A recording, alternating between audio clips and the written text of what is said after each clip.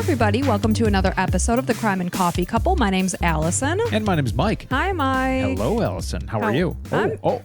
This is so awkward. It's like our first date. Yeah, it's like we just didn't know what to say, so just stuck our tongue in each other's mouths. I have butterflies in my stomach. Yeah, I've got a lot of things going on. you got, I guess you've got a lot of things going on around this time of the month. Is that right? Mike, why don't you quiet down? Every month, a girl has her period. Yes. Let's let the cat out of the bag. So if you listen to us enough, you could probably nail down Allison's cycle because I talk about it almost every time. Yeah, because you're inappropriate. I always say when it comes to Mike, if there's a line drawn, he's pole vaulted over that line. Related to that, I'd like to say, something that you taught me is anytime someone says stomach issues, it might mean like more than like, I always just picture it as like, oh, my stomach hurts, but it's more than that. There's like indigestion and the other things that go along with it. Nausea, vomiting, Indigestion, heartburn, diarrhea. Yeah. So I was like, oh, so now every time somebody says, oh, I'm having an upset stomach, I was thinking, oh, great, they're crapping all over the place. So that's because of you. IBS is IBS be IBSing. That's right. That's right. And sorry. Anybody who's ever thought that Allison might be attractive probably doesn't anymore. Yeah, I'm not attractive at all. Yeah. We were watching a House Hunters once, and it was like a studio apartment, and the walls didn't go to the ceiling, including the bathroom. So you could be sitting in the living room, and there's a wall for the bathroom, but you could throw, like if you took, say a ball of wadded up paper and threw it, it would go over the wall and go into their lap, sitting on the toilet. So the first thing everybody thinks of, there's no privacy to poop. Right. And that's not good for anybody. That's not good for anybody. Like, I wouldn't care. Obviously, we've talked about that. I mean, I'm never going to get a divorce from you because I don't want to ever get back into a relationship with somebody and worry that my stomach's going to get upset. God forbid. I mean, who wants to deal with that? We have really good friends that they've never tooted in front of each other. Yeah. I mean, can't that's imagine hardcore. That. Yeah, it's pretty bad. I try not to make it a regular thing. No. Yeah, it's not unattractive. Although I try to not make it a regular thing, but it is pretty much a regular thing. There's something wrong with you. Yeah. There's definitely, you need to go see a gastroenterologist. I don't know if you have a lactose intolerance. I've started this thing where I'm like, you know how I am with chicken, or like anything we just ate. Oxygen. You know how I am with water. It goes right through me. On that note, I'm sure everyone's tuning out from the crime. Are we trying to push listeners away? What a horrible start. Sorry. So anyways, we're a true crime podcast coming at you every Sunday, okay, for free every Sunday. Then we have bonus episodes weekly. Go look in the show notes to see how you can become a patron or an Apple subscriber. Besides that, we really appreciate everybody who listens. Oh, really quick. I did have an Allison's Amazon addiction to mention. We do this every once in a while where Allison pretty much I was going to do an Instagram reel the other day. That one where it's like, who are all these dressed to? It's like, they're all dressed to you, F-stick. So it's from what movie your favorite? Shawshank Redemption. Yeah. And it's like every day packages are coming in because of the freaking cruise we're going on. So you're like buying right and left. I was talking to Melissa from Till Death Do Us Part, and I was like, yeah, she's buying all sorts of stuff. Well, I want to be prepared. And not only that, I have said this once, I've said this a million times, I don't go shopping. I'm not somebody that like picks up and goes to the mall. This is how I do my shopping. And I'm talking everything. Everything is delivered to our door. I don't go shopping. I brought up that we should possibly just cancel Amazon Prime, and you were like, no, how am I going to get my stuff? That's the only way I get shopping done, because it keeps on going up. It's like $130, $150, $190, and it's like, and then we're just going to keep climbing that ladder. Yeah, I guess so. So I was away from Memorial Day weekend, and we were running around, and I took a quick shower, and I realized we had to leave again, and we were just going out for ice cream and whatnot. So it didn't matter really what my hair looked like, but I knew it was going to air dry, and normally I can't air dry my hair because it's just a frizzy mess. So I was like, you know what? I got this little travel bottle of this Pureology thing. I'm going to try it. Sprayed it in my hair, and my hair actually dried, not frizzy. That sounds like you were very pleased with that. I was very pleased with it. And the next day I just used my straightener and put a few curls in my hair, and I was good to go. So it was a life saver for me, like a game changer. So that's the product? So I purchased a full-size bottle, and I've used it a handful of times since. It's Pureology Color Fanatic Leave-In Conditioner Spray. It's a little pricey. It's like $35 for 7 ounces. but it will last a really long time. I'd say it'll probably last me about a year. Oh, nice. But game changer, because especially in the summer, who wants to be spending time under a hot blow dryer? Not me, that's for sure. Not Especially me. with my balding hair. I'd probably get singed all over my scalp. Oh, you're precious. So I'm going to take a little Allison's Amazon addiction myself, and I finally purchased a walking treadmill, I think they call it a walking pad. That you put it under your desk, because I have my desk right here that goes up, and I can stand at it. So I got myself an hour and a half of walking in today. Just That's awesome. 1 mile. It was 1.6 miles an hour. Yeah. So super slow. While I was calling some new clients, and I was on this webinar and listening to new products and trainings, and I was walking, and I went from 800 steps to 6,000 by the end. I was like, oh Yeah. man, otherwise I'd be sitting on my butt just not doing anything. That could really be a game changer over the course of time. Yeah, I plan to do it at least every day that I have an office day. Yeah. And just see where it goes. So I did a 20-minute workout on our tonal that we have on our wall. And then I was like, I need to get some more steps in. So I had you roll it into our bedroom, which we're on this 1-floor house. And I put the TV on and I watched The Valley, and I walked at 3.6. The difference is there's not arm rails up. So you have to be good with balance. And it's a little tricky, especially when you're watching TV. Every so often I'd have to glance down to check my footing. And I did kind of fall off once. Yeah, and that's what I told you to watch out for. But as long as I was only going 1.6, so there was no worry of that. Yeah. If I go on a regular treadmill and I'm watching TV, I'm always jumping all over. I felt pretty confident at 3.6. Nice. And I did 2 miles on it. It was just very enjoyable. You're looking good, babe. You put me in front of some reality TV and I'll just keep walking. I wish I could put a VR on and just totally be immersed and not know that Then I'm you a will hamster. fall off. Yeah, I probably will. So on that note, shall we get started? Let's do it. All right. So this is the murders of Nancy Ludwig and Margaret Eie. So it was the evening of Sunday, February 17th, 1991, and Northwest Airlines flight attendant Nancy Ludwig landed in the Detroit, Michigan suburb of Romulus. That's where their airport is. So she landed, and it was evening time, nighttime, and she headed over to her nearby hotel, just as she had done countless times. When you're a flight attendant, you've got this whole process down pat. So she had been a flight attendant for the airline for the past 15 years. She had her routine down to a science. She gathered her bags, she boarded the shuttle, and then headed over to the hotel where she'd be spending the night. Little did she know that she had just gotten off the last flight of her life. And 41-year-old Nancy hadn't been scheduled even to work that Sunday. She picked up a last-minute flight to help a coworker out. She stepped in to serve as a substitute to travel from the Las Vegas trip to Detroit. And she was known to be that type of person. If somebody needed her help, and, they would put it out there, and Nancy would, be more than willing to help her coworkers. So Nancy's husband of 13 years, this is Art Ludwig, he said that Nancy had always wanted to be a flight attendant. It was really the perfect career path for her, since she had a strong sense of adventure and spontaneity. And when you're a flight attendant, you get to fly places for free. My cousins do that, and that's pretty awesome. Yeah. So Nancy checked into room 354 of the former Hilton Inn in Romulus. It was right near the airport, and it was just about 9 p.m. that she had gotten there. She rode the elevator up. She said goodnight to her friend who she had traveled with and was on the layover with, and pulled her luggage cart around the corner. She headed down a long hallway on the third floor, past an alcove where they keep the ice machines and stuff. It's pretty noisy over there. And her room was right about there at that point. This was sadly the last time that Nancy was ever seen alive.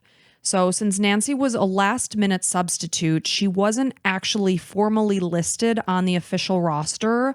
So when she didn't arrive for her flight out of Detroit, no alarm bells sounded at that point. And I believe she lived in Minneapolis, if I'm not mistaken. I'm sure this changed things. Probably.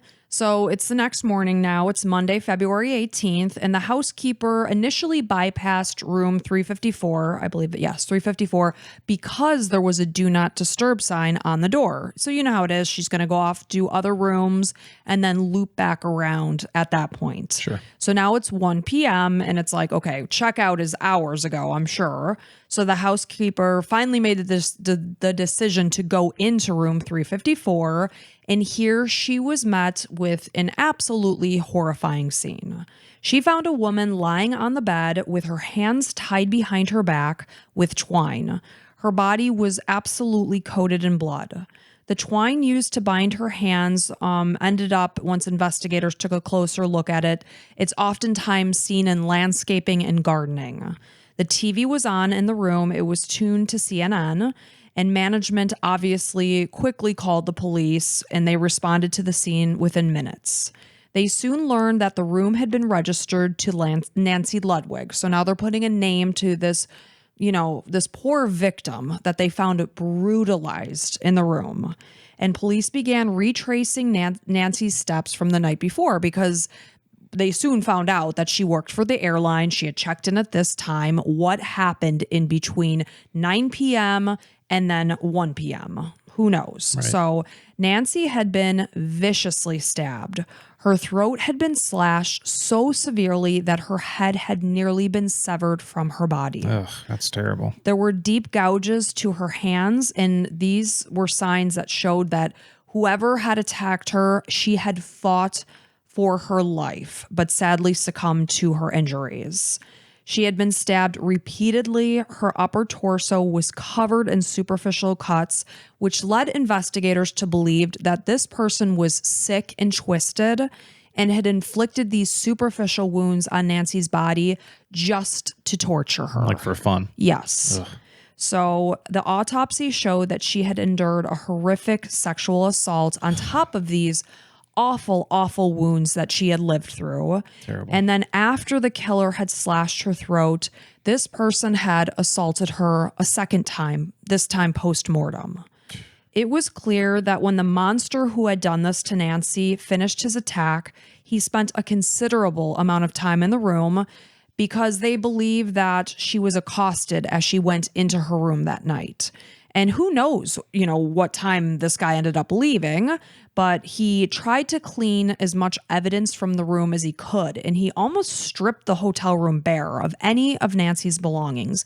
They were all gone. Wow. So Nancy's body, on top of all of her belongings being taken, this person had wiped her body down with a wet rag, obviously to try to get rid of evidence. So she had arrived at the hotel with 2 suitcases that night.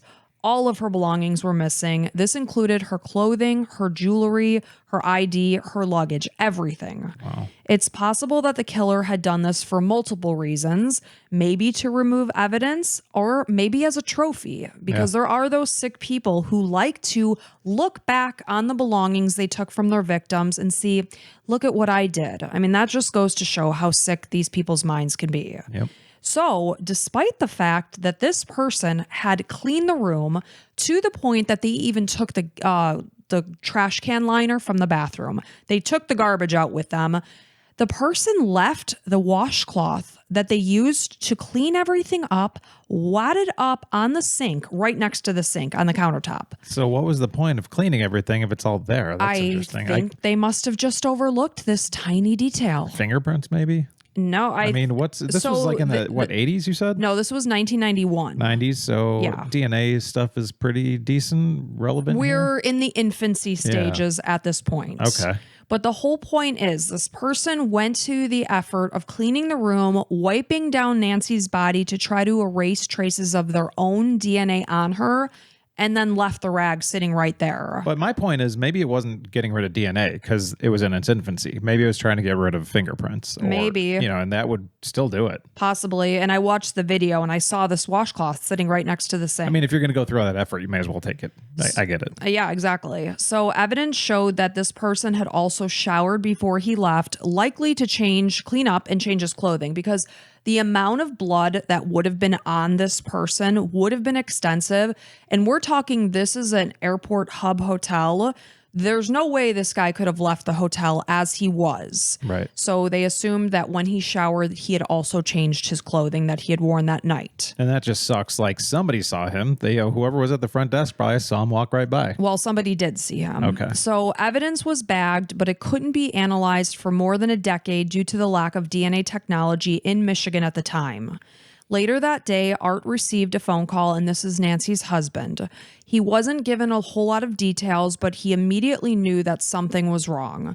He was told by somebody from the airline that something terrible had happened. He needed to quickly come to Detroit. That is never a phone call you want to receive. Yeah. And after he learned the devastating news of his wife's horrific murder, he was also faced with the task of actually having to identify Nancy's body. That's crazy, man. That sucks. And keep in mind, she had been nearly decapitated because this monster had slit her throat so terribly. Yeah. So Art recalls feeling that whoever had done this to Nancy had actually killed 2 people that night.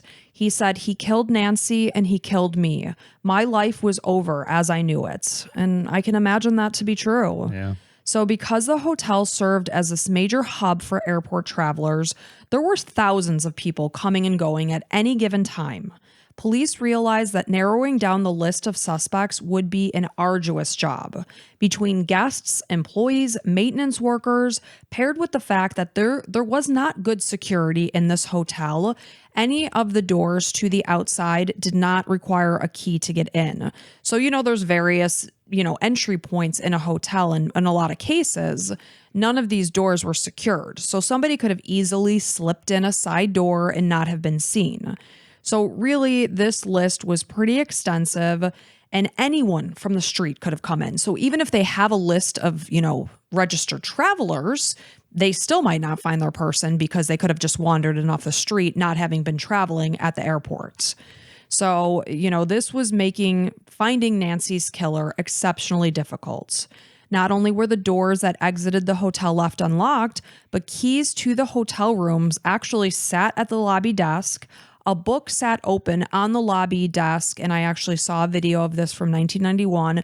It had if say you walked in and registered at this Hilton by the airport, your name would be right there on the list with your assigned room number sitting right there. So if anyone was looking for you, they could easily wander up to room 354. Yeah. But they don't think that this person knew Nancy's name, and I'll tell you more about that. Seemed like random. Yes, very random is what they believe. So the point is, the list is going to be pretty extensive.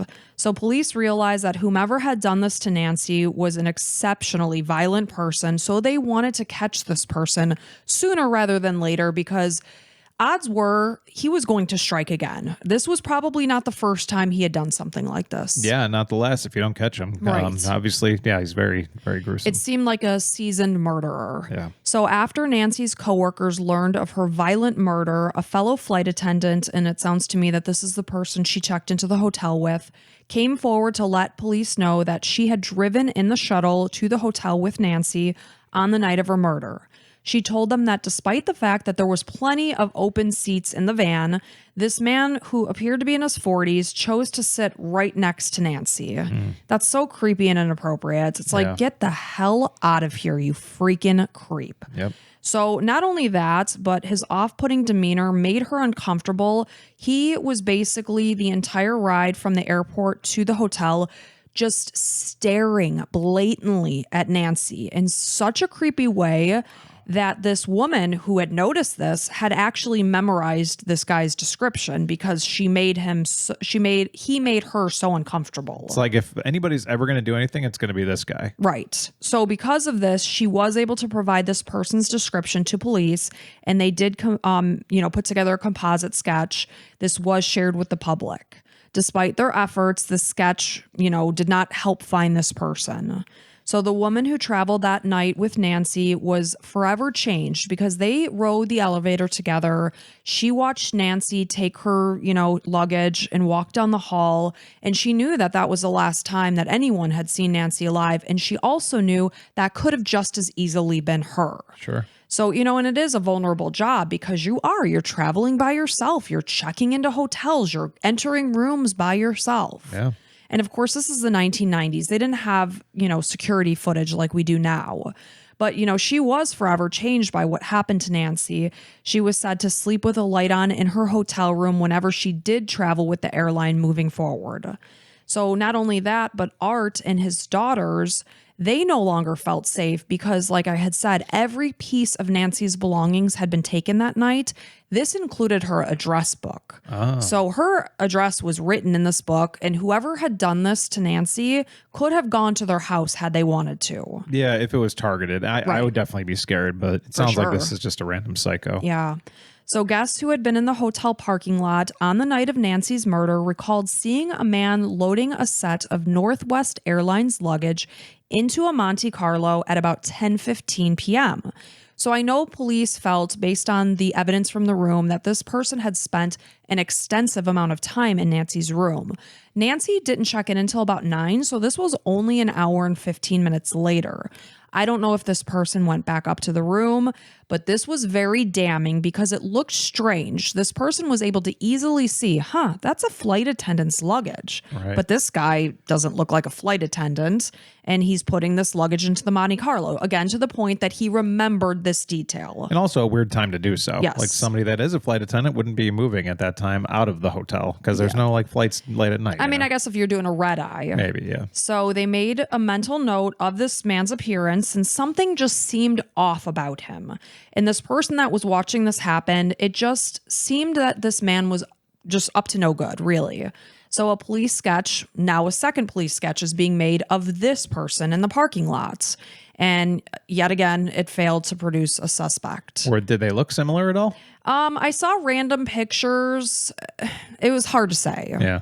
So police learned that a hotel employee's boyfriend just so happened to own a Monte Carlo. And when this employee was questioned, the employee behaved suspiciously. She was caught in a lie when she claimed that a call had come through to Nancy's room, as well as the fact that she said that she knew Nancy from previous trips that Nancy had taken to Detroit. Okay. But then police realized that this was the first time that Nancy had ever landed in Detroit. And also, she did not receive a phone call to her hotel room that night. Why would you come up with those two random things? I don't know. You know how some people are just liars? Yeah, I do. Yeah. Well, maybe they would just like to be involved in something. Weird. So the employee's boyfriend who drove this Monte Carlo ended up having a solid alibi for that night. They were cleared from the case. But that was just something strange because police obviously have an insanely long list. And I'll tell you exactly how long. But they don't need nonsense like this that's just derailing them from focusing on an actual, viable suspect. Yeah. So since DNA testing was in its infancy, detectives got busy compiling the names of over 22,000. How do you get through that kind of list? Get to work as soon as you can, I guess. That seems like impossible. It really does. And sometimes when the list is that daunting, it's like you almost want to like shut down. But yeah, and you have like new crimes popping up every day. Right. So like, you can't like have everybody in the police force in Detroit looking into this. So the list was so long because this was anyone that had any connection to the hotel where Nancy had stayed on the last night of her life. And, then on top of this insanely long list, they're getting over 1,700 tips coming in, as well as weeding through a list of people who drive Monte Carlos. So this is very overwhelming for detectives. Obviously, with this long of a list, it was going to take a lot of time for investigators to wade through the list of potential suspects. So the process was moving along. Obviously, it was taking time. It was going slowly. Every once in a while, they would feel like, oh, this might be a promising lead. This might be the thing. But it wouldn't be. And then, boom, they're back at square one. Like you find somebody with a record and something, and like it looks kind of like they may have the been in sketch. Detroit at that time. Yeah. So weeks turned into months turned into years, and no arrests had been made in Nancy's case. That's crazy because, Yes. like I said, somebody saw him. Yep, and you'll come to find out they did see them. That was that person at 10:15 p.m. Mm-hmm. So shortly after Nancy's murder, Art Ludwig, Nancy's husband, was contacted by the son of a college professor. This is Margaret Eie. Margaret lived in Flint, Michigan, about an hour's drive from Detroit. Sadly, she was found raped and stabbed to death in her bedroom of her home on Sunday, November 9th, 1986. This would have been 5 years before Nancy's murder. So wait, the girl called? No, her son. Oh, okay. Margaret's son. So she's a murder victim, and Got her it. son called Art. Okay. So Nancy's murder, so basically what happened was Margaret's son was reading about Nancy's murder. And he felt that the details of his mother's murder were strikingly similar to that of Nancy's. This included the fact that they were kind of similar in appearance. They were about the same size. Their bodies were found in a very similar manner, positioned in bed in a very similar way. Their wounds were almost identical. So Margaret had been living in the gatehouse of the gorgeous and sprawling Applewood Estates for the past 5 years before her murder. She was working as a provost and a music professor at the University of Michigan, Flint. So I looked into this Applewood estate, and it's pretty amazing. So Applewood is the historic home of automotive pioneer Charles Stewart Mott and his family. It earned the name Applewood because C.S.'s father at one time owned Mott's applesauce. So Applewood Estate is now open to the public. You can go there, pay for tours, etc. So at first I was like, shoot, Margaret was living in that huge house. She lived in the gatehouse on the property. Was a gatehouse enough for a person to live in? It was, yeah. I think it was multiple floors. You picture a gatehouse and it's 10 by 10. You're like, I guess I'll just put my head down here. No, I think it was nice. Okay. So Margaret had been living in the gatehouse of the gorgeous and sprawling Applewood Estate. I already read that, excuse me. So she was leasing the gatehouse on the grounds from Ruth Mott since 1981. She had come home on the chilly night of Friday, November 7th, 1986, after a day spent with friends downtown. So as she stepped out of her car, she was feeling around in her jacket pocket to find the key to the gate to get into the property, and then she realized that the gate was already standing ajar. She got back in her car, she drove toward her home, and then she was just looking forward to settling in. It was a Friday night, and she was going to, just relax and just wind down for the night. So just like with the gate, as she approached the front door of her home, she also realized that that was unlocked. But she questioned if maybe she had just forgotten it to lock it before she left that day. And again, we're looking at the mid 80s. A lot of the times, locking your doors was not standard procedure. Yep. So Margaret was said to have a habit of leaving her door unlocked. Also, none of the windows of her home had drapes. So if you were out and about at night, you could easily see into Margaret's home. So now it's 2 days later, it's Sunday, November 9th, and Margaret was tragically found brutally murdered in her bedroom. She had been sexually assaulted, and just like Nancy, her throat had been slashed in such a vicious way, she had nearly been decapitated. Crazy. There was no sign of forced entry on the home. The only evidence that the killer had left behind was one single fingerprint that was located on a bathroom faucet where this person had clearly stopped and washed up after the murder. So as Margaret's family, friends, and colleagues were mourning her tragic and brutal death, years went by, and despite the detectives exhausting all their leads, they were coming up empty-handed. Because the estate where Margaret was living was so sprawling and large, obviously it's being tended to by a lot of different people. It has gardeners and all sorts of other people. So after Margaret's son is reading about Nancy's murder, he was convinced that the same man had murdered both Nancy and his mother. So after he contacted Art, they compared notes. And Art, felt the same way, that this could be. There's 70 miles that, separate Flint and Detroit. So Art contacted the Romulus police. This is, of course, where his wife was found murdered, with the information that he had. So DNA testing was not being done in Michigan at the time that Margaret was murdered because, of course, it was even earlier than Nancy's murder. So only select laboratories in other states even had the capability of doing this process, but it was super expensive. So it was certainly not being routinely done. It wasn't being done at all in Michigan. So when Nancy was murdered 5 years later, DNA testing was becoming more and more routine. And to the surprise of investigators, DNA testing proved what Margaret's son had theorized. Margaret and Nancy shared the same killer. Wow. So, however, they had that key piece, but who killed them? Yeah, it was the same person, but could be anybody in the whole United States. Right. They weren't able to say who this man was, since the DNA profile that they ran through didn't match anyone in the national database. So it made it more difficult that the murders happened to be in two different cities that's 70 miles away. So, you could try to find a connection. It's so much harder when they're 70 miles away. So investigators believe that the killer drove a Monte Carlo based on what that person saw at the hotel, that this man was loading in flight attendant luggage from a Northwest, flight attendant into this car.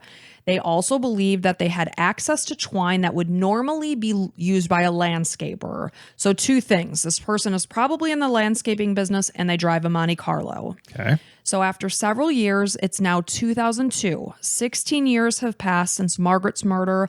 11 years have passed since Nancy's murder. And the cold case unit of the Michigan State Police decided to take a second look at Margaret and Nancy's murders. They were believing that, it was possible that the initial investigators, maybe they overlooked an important detail. Let's put a fresh set of eyes on it and go from there. So they decided to take a closer look at the fingerprint that they found on the faucet handle in Margaret's home. They physically took the knob with them, so that's where it was in evidence. So back in 1986, when Margaret had been murdered, the fingerprint had only been compared to those who lived in Michigan, and no match had been found. However, at this point in time, there were improvements in technology that compared fingerprints to the whole national database. So not just what's in Michigan, but what's across the nation. Good. To their surprise, boom, they got a hit. Nice. So the print matched the right thumbprint of 39-year-old Jeffrey Wayne Gordon. His fingerprint had been in the system since he was a known offender who had been arrested in Florida. So that's why when they ran it against people in Michigan, it didn't come up, because he was a known offender in Florida in the 1980s for following several women and striking them in the back of the head. What a nutbag. This guy's loco. Yeah. So when they were down, when the women were knocked down, he would pull off their clothes, specifically their undergarments, and then just take off. Yeah. I don't get it. I mean, like any of these stories, I don't know where these people are coming from. Thank God. So he's running off with their undergarments as his trophies. So one woman in particular, this is Marie Gagliano, she had been innocently unloading groceries from her car when a man suddenly threw her down to the ground and began dragging her by the ankles. He pulled her 15 to 20 feet as she's screaming, not knowing what is happening. Sure. And he ripped her slip off and began to run away.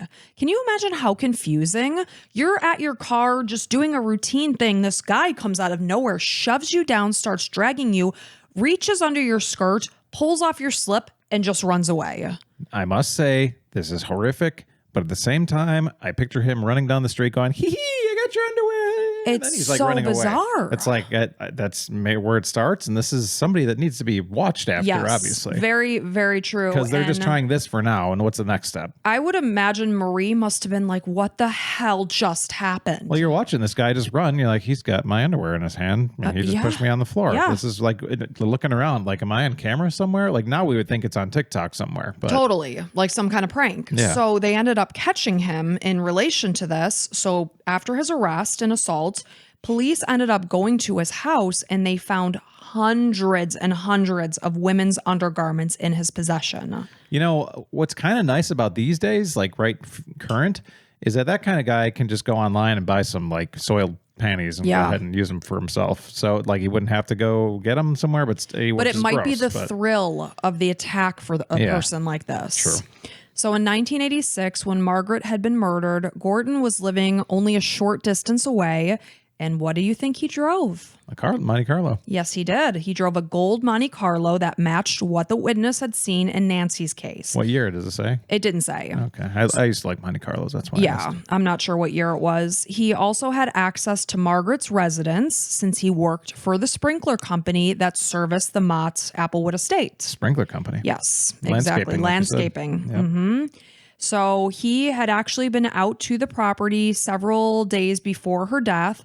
They were blowing out the sprinkler lines for the season because we know it's November. It's the beginning of November. They're getting ready for winter to come. So he was there.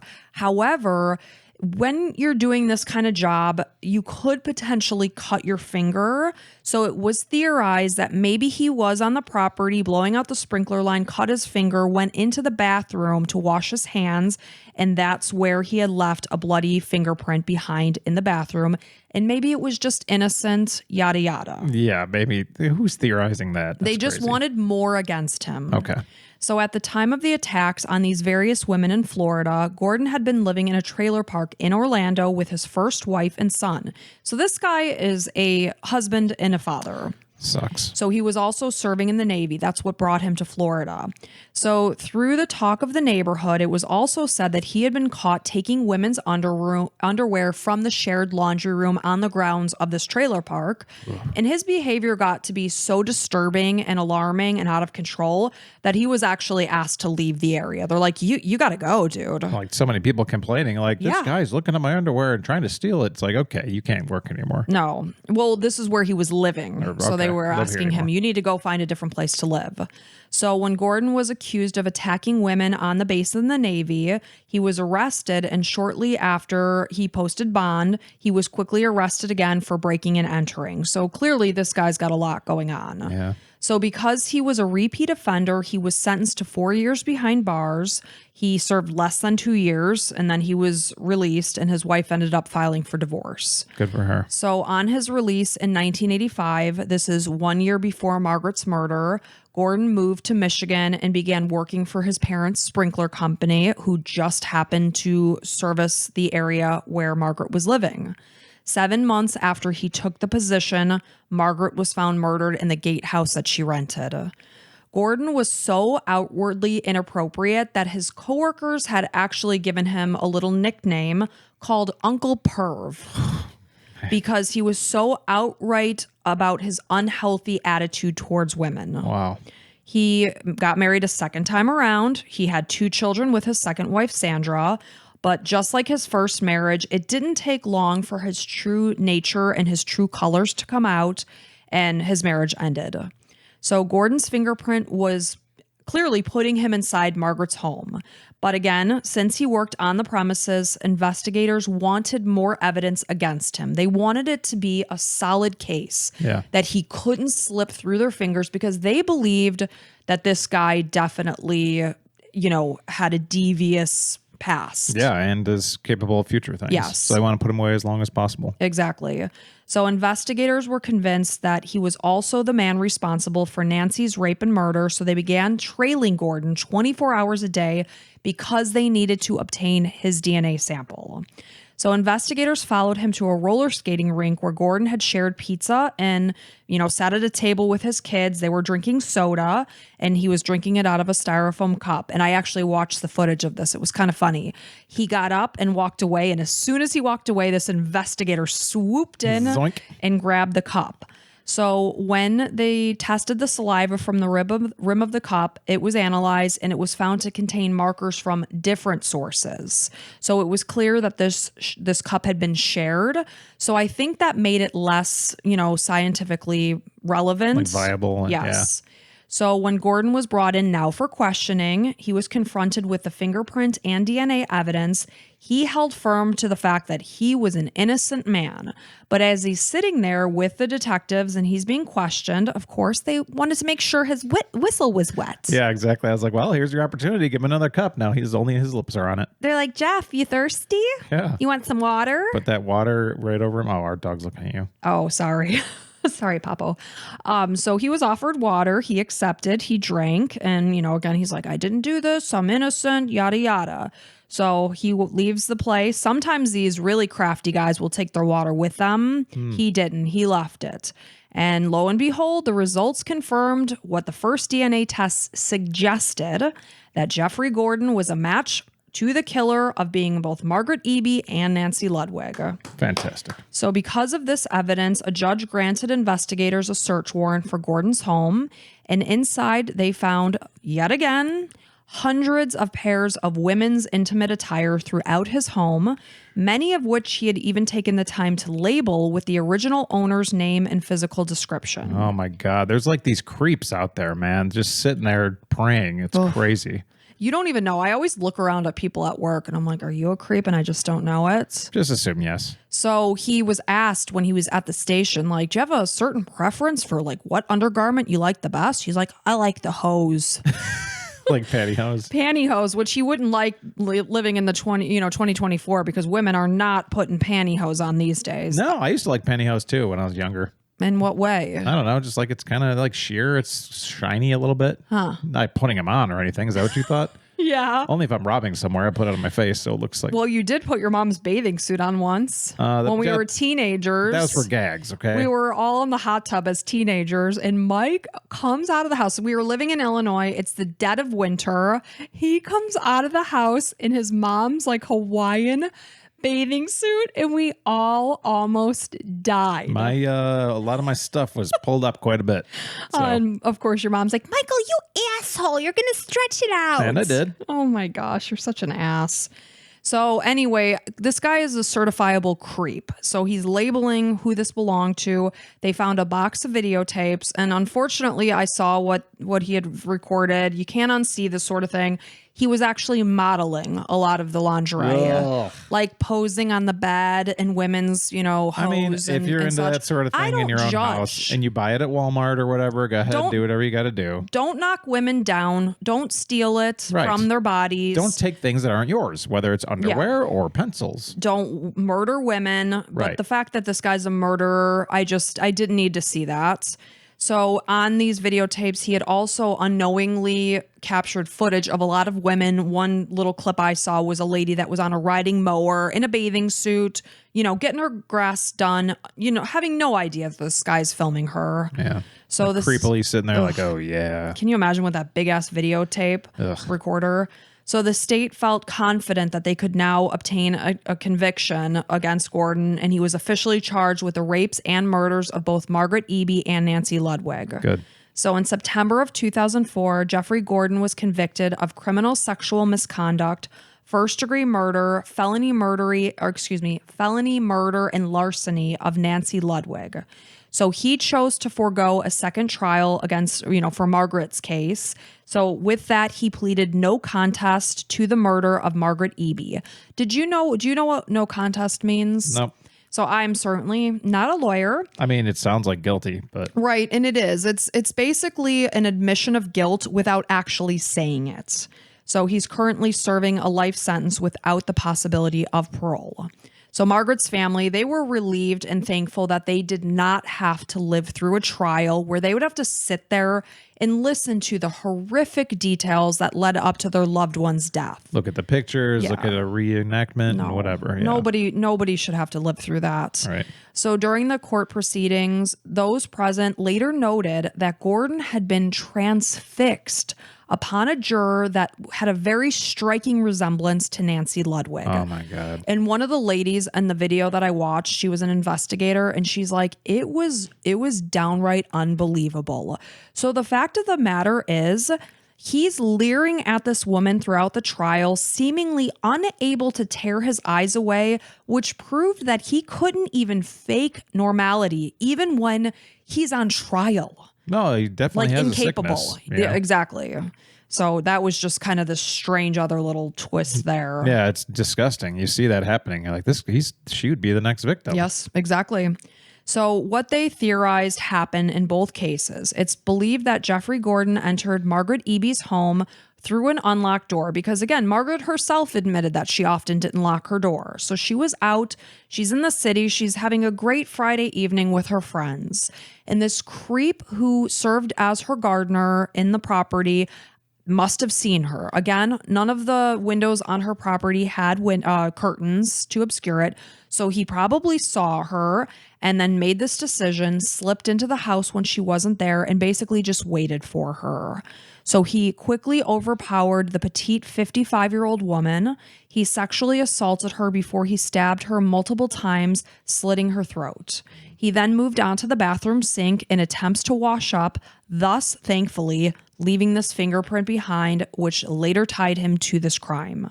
So in regards to Nancy's murder, investigators speculated that he had actually been just hanging out and loitering in the stairwell of the hotel. Wow. That's what they believed happened. He was hanging around the third floor. Just not even, no reason? Just probably waiting for an unsuspecting woman to walk by herself. He also knew he was by the airport. I guarantee you he chose that airport because flight attendants stayed there. Yeah. So he's just loitering around, waiting for a flight attendant, probably because they know they're traveling alone, to enter the room by herself. So he sees this pretty flight attendant opening her door. He leaped out and forced her into her room at knife point. The defensive wounds on her hands and arms showed that she had absolutely tried to fend him off, but he was able to overpower her. After he placed a gag in her mouth to quiet her screams from being heard from other guests, he bound her hands with twine. He raped and tortured her because, again, they found a lot of superficial knife wounds to her body. He then murdered the devoted wife and stepmother of 3. He then placed her body on the bed and raped her a second time, this time post-mortem. Yeah.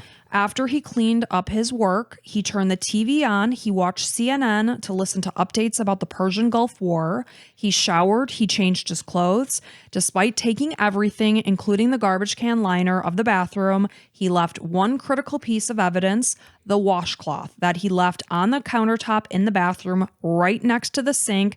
And this is what contained the DNA evidence. So he wiped everything down successfully except for that. He did. Wow. There were no fingerprints, nothing.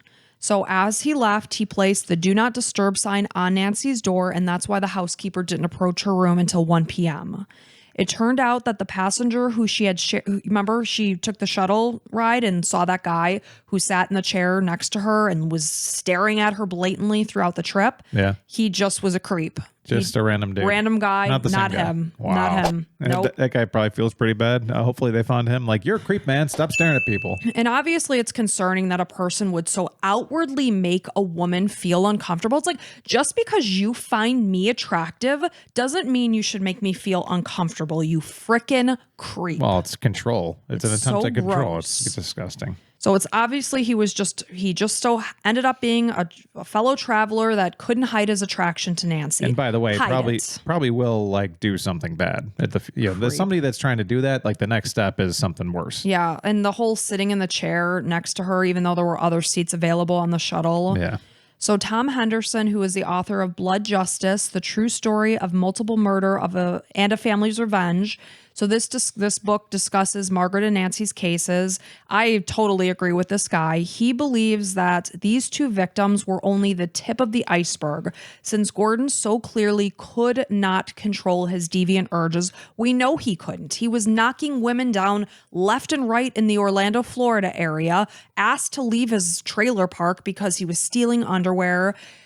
The murder scene, because one of the detectives did say, she's like, we catch a lot of murderers quickly because they're dumb. Mm-hmm. They leave evidence behind. Whoever did this in Nancy's case was good.